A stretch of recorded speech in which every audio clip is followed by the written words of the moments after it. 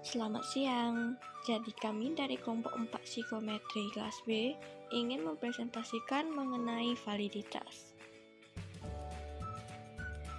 Baiklah, kelompok 2 ini beranggotakan yang pertama ada Alza Alfia, yang kedua ada saya sendiri yaitu Angela Valencia, yang ketiga adalah Gaisa Jahira Arfi, yang keempat adalah Lutfi Naufal Edison, yang kelima Talita John, dan yang terakhir ada Yasmin Fawa Anisha. Selamat menyaksikan. Yang pertama yaitu pengertian dan konsep dari validitas.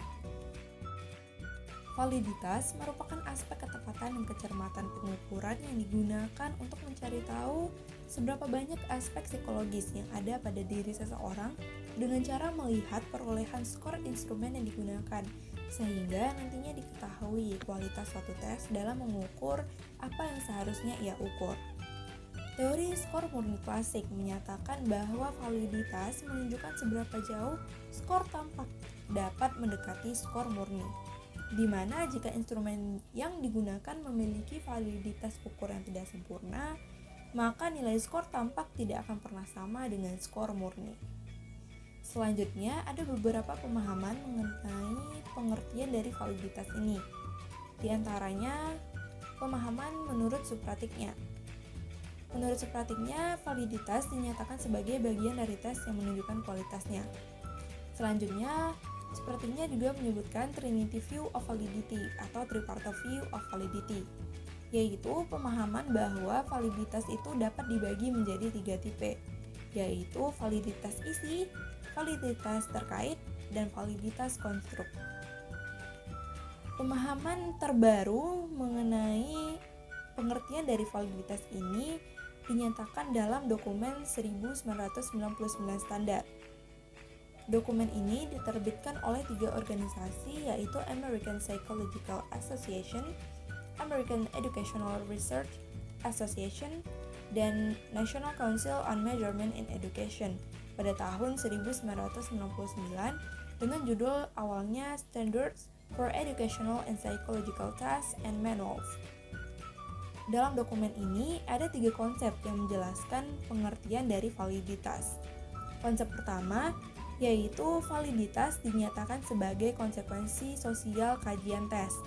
Masalah utama validitas berkenaan dengan tingkat kemampuan tes dalam menjalankan tugasnya yang terkait dengan nasib seseorang, sehingga menimbulkan konsekuensi sosial. Konsekuensi itu terbagi menjadi 2, yaitu konsekuensi deskriptif, di mana inferensi atau kesimpulan mengenai pernyataan tertentu diperoleh dari hasil skor tes. Dan yang kedua yaitu konsekuensi preskriptif, di mana pernyataan deskriptif yang didapat sebelumnya akan dirumuskan dalam keputusan-keputusan yang berkaitan dengan masa depan. Contohnya, seorang anak yang menjalankan tes UIS untuk mencari tahu taraf intelijensi kelompoknya. Selanjutnya dinyatakan mempunyai taraf kecerdasan feeble-minded dari skor yang didapatkannya. Pernyataan inilah yang disebut dengan konsekuensi deskriptif. Selanjutnya, dari pernyataan konsekuensi tersebut, anak disarankan untuk mendapatkan perlakuan khusus. Keputusan untuk menyarankan ini yang disebut dengan konsekuensi preskriptif. Validasi atau pemeriksaan validitas dilakukan untuk membuktikan seberapa jauh kebenaran dari konsekuensi ataupun tafsir skor dengan cara mengumpulkan evidensi dan bukti-bukti beserta teori yang mendukung sesuai tujuan dari pelaksanaan. Konsep kedua yaitu validitas merupakan konsep tunggal. Maksud dari konsep tunggal yaitu berbagai evidensi yang telah dikumpulkan menjelaskan berbagai aspek berbeda pada validitas, bukannya menjelaskan mengenai jenis-jenis dari validitas. Validitas itu tunggal, hanya aspeknya saja yang beragam. Dengan semua aspek yang didapat, akan dilihat sejauh mana aspek tersebut dapat mendukung taraf interpretasi dari skor tes. Konsep ketiga yang ada dalam dokumen ini yaitu demi tercapainya kesesuaian tafsir skor tes dengan tujuan, perlu untuk mengumpulkan 5 jenis evidensi. Evidensi tersebut ialah evidensi terkait isi tes, evidensi terkait proses respon yang diberikan oleh subjek, evidensi terkait struktur internal tes, evidensi terkait hubungannya dengan variabel lain, dan evidensi terkait konsekuensi pengetesan yang akan dijelaskan pada submateri metode estimasi validitas. Dalam dokumen 1999 standar ini juga ditegaskan bahwa semua evidensi yang telah disebutkan maupun evidensi lainnya berkaitan haruslah diterapkan secara cermat, akurat, serta setara untuk seluruh testi agar nantinya dapat menghasilkan tafsir skor yang absah sesuai dengan rencana dan tujuan dilakukannya suatu tes. Kedua ialah materi mengenai mode estimasi. Yang pertama, evidensi terkait isi tes. Kesesuaian antara isi tes dan konstruk yang diukur merupakan salah satu evidensi dari validitas.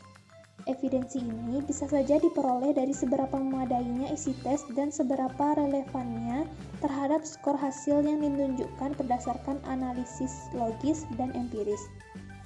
Evidensi juga bisa dilihat berdasarkan hasil penilaian pakar atau ahli terhadap kesesuaian antara bagian isi tes dengan bagian yang diukur, di mana aspek-aspek isi tes yang diperlukan dievaluasi sebagai berikut.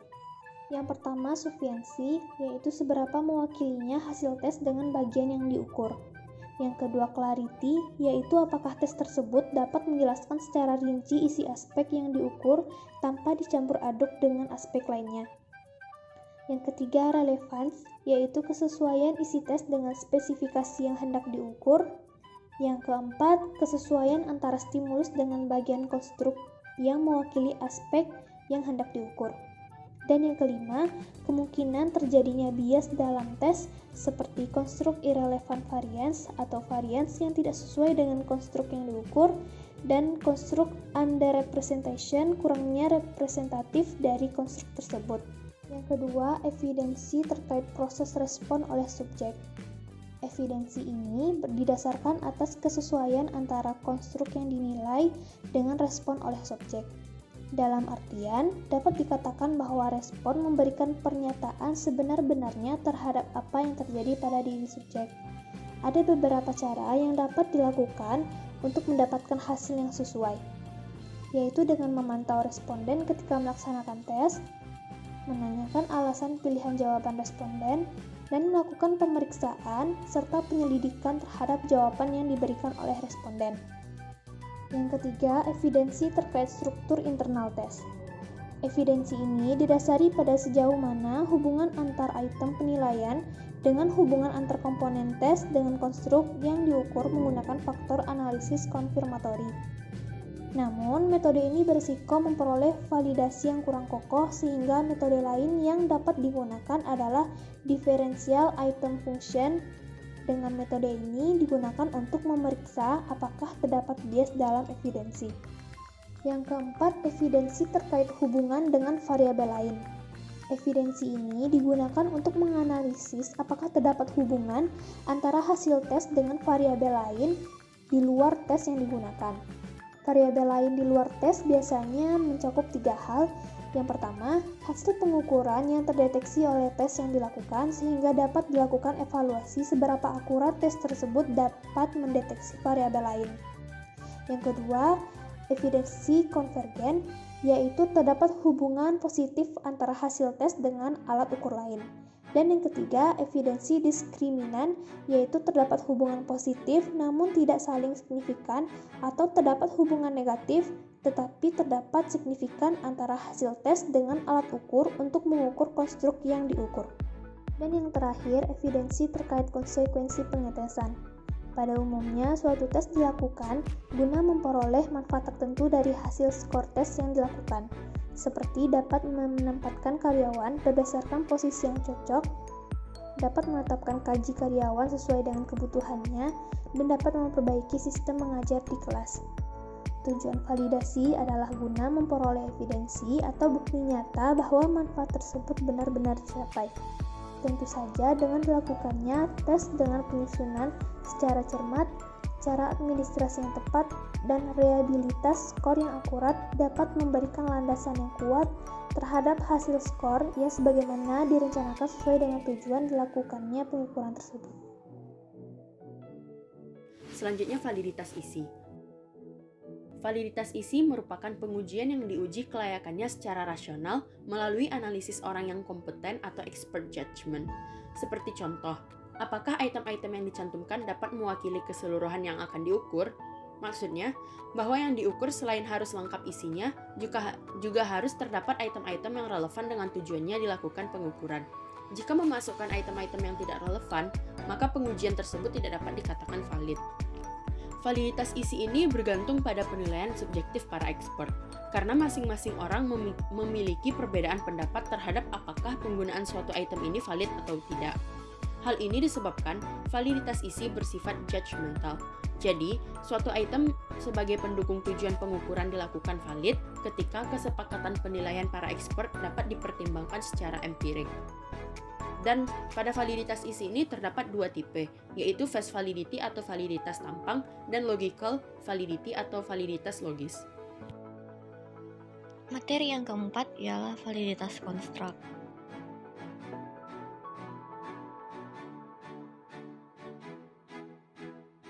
Validitas konstruk memiliki tujuan yang sama dengan validitas-validitas lainnya, yaitu mengukur kemampuan alat ukur. Tetapi, validitas konstruk ini secara khusus bertujuan untuk mengukur kemampuan sebuah alat ukur dalam mengukur variabel sesuai dengan konstruk teori-teori yang ada. Nah, validitas konstruk ini terbagi menjadi dua, yaitu validitas konvergen dan validitas diskriminan. Kedua validitas ini memiliki persamaan, yakni mengukur atau melihat apakah ada hubungan antara hasil pengukuran dengan konstruk atau konsep teori. Tetapi, terdapat perbedaan di antara dua jenis validitas konstruk ini, yaitu validitas konvergen. Ini melihat adanya kecocokan hubungan antara hasil pengukur dengan konstruk atau konsep teori. Sedangkan validitas diskriminan melihat adanya ketidakcocokan hubungan antara hasil pengukuran dengan konstruk atau konsep teori yang ada.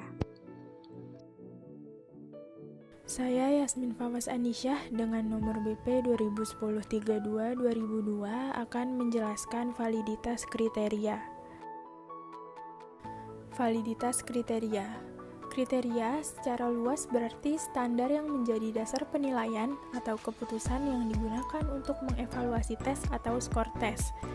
Validitas kriteria membandingkan alat ukur dengan suatu kriteria eksternal yang dapat dijadikan sebagai acuan pengujian skor. Kriteria berupa variabel perilaku yang akan diprediksikan oleh skor tes dilambangkan dengan simbol X dan skor kriteria yang dilambangkan oleh simbol Y. Kriteria harus memiliki skor. Jika belum memiliki skor, maka harus dikonversi agar menjadi skor. Untuk melihat hubungan antara skor tes dan skor kriteria dapat dilakukan analisis korelasional. Semakin tinggi hubungan antara alat ukur dengan kriteria, maka akan semakin kuat validitas kriterianya. Begitu juga sebaliknya, semakin rendah hubungan antara alat ukur dengan kriteria, maka semakin lemah validitasnya. Contoh dari validitas kriteria adalah ketika mengembangkan suatu alat ukur untuk mengetahui kemampuan intelijensi seseorang. Alat ukur tersebut diberikan kepada beberapa orang dan kemudian didapatkan skor tesnya. Skor tes yang didapat kemudian dibandingkan dengan skor kriteria, yaitu skor yang diperoleh dari instrumen intelijensi yang sudah ada sebelumnya dan sudah baku. Setelah dibandingkan, maka dilakukan analisis korelasional untuk mencari koefisien korelasi. Ketika koefisien korelasi tersebut tinggi, bisa dikatakan bahwa instrumen tersebut yang digunakan adalah valid. Terdapat dua macam validitas berdasar kriteria. Yang pertama ada validitas prediktif. Validitas prediktif dilakukan untuk mengetahui seberapa baik skor tes memprediksi skor kriteria di masa yang akan datang. Jika alat ukur memiliki kebenaran yang tinggi, maka bisa dikatakan bahwa alat ukur tersebut memiliki validitas prediktif yang bagus. Untuk melihat koefisien validitas dapat dilihat dari hasil analisis korelasional antara skor tes dan skor performansi yang hendak diprediksikan. Dalam hal ini, tes yang diuji validitasnya disebut sebagai prediktor dan performansi yang akan diprediksikan disebut dengan kriteria. Contoh dari validitas prediktif yaitu pada penerimaan mahasiswa baru di suatu perguruan tinggi yang menggunakan tes tulis berbasis komputer sebagai salah satu proses seleksi. Skor tes tertulis berbasis komputer tersebut kemudian menjadi prediktor mahasiswa di masa yang akan mendatang, di mana skor tersebut dapat memprediksikan IPK yang akan didapatkan mahasiswanya saat nanti sudah memasuki perkuliahan. Jadi, skor tes tertulis berbasis komputer ini baru bisa diuji validitasnya ketika skor kriterianya telah diperoleh atau ketika mahasiswa telah mendapatkan IPK-nya. Yang kedua, validitas konkuren. Validitas konkuren adalah indeks sejauh mana skor tes diperoleh bersamaan dengan diperolehnya skor kriteria. Jika skor tes tidak difungsikan sebagai prediktor performance di masa mendatang, maka kriteria validasinya adalah ukuran lain yang sesuai dengan tujuan tes yang sedang dilakukan. Contoh dari validitas konkuren yaitu pada saat melakukan tes kepribadian kepada para siswa menggunakan Optima Personality Scale, hasil tes kepribadian tersebut kemudian dikorelasikan dengan tes kepribadian lain yang sudah ada, yaitu seperti Myers-Briggs Type Indicator yang merupakan alat ukur yang sudah terstandar. Jika keduanya berkorelasi, maka tes kepribadian tersebut memiliki validitas konkuren. Validitas prediktif dan konkuren memiliki persamaan maupun perbedaan. Persamaannya yaitu keduanya menggunakan kriteria yang akan dikorelasikan dengan alat ukur yang akan divalidasi. Sedangkan perbedaannya dapat dilihat dari waktu diperolehnya data kriteria. Pada validitas prediktif, kriteria akan didapatkan dalam waktu yang cukup panjang. Sedangkan pada validitas konkuren tidak membutuhkan waktu yang panjang karena sudah terdapat kriterianya berupa alat ukur yang sudah teruji sebelumnya. Hubungan antara validitas dan reliabilitas. Validitas dan reliabilitas memiliki hubungan yang erat. Validitas berkaitan dengan ketepatan dan kecermatan pengukuran, sedangkan reliabilitas berkaitan dengan konsistensi pengukuran. Untuk memperoleh hasil yang valid, dibutuhkan reliabilitas yang tinggi. Namun, reliabilitas dapat diperoleh tanpa hasil yang valid. Tingginya tingkat reliabilitas pengukuran jika tidak disertai dengan validitas yang tinggi juga, maka akan memberikan informasi yang salah. Secara sederhana, dapat disimpulkan bahwa pengukuran yang valid pasti reliable, tetapi pengukuran yang reliable tidak selalu valid. Namun, dalam sebuah penelitian, baik validitas dan reliabilitas sama-sama dibutuhkan untuk keberhasilan penelitian tersebut. Sekian dari materi yang kami sampaikan, semoga materi ini dapat bermanfaat bagi kita semua. Dan kami mohon maaf jika ada kesalahan kata pada saat penyampaian materi tadi.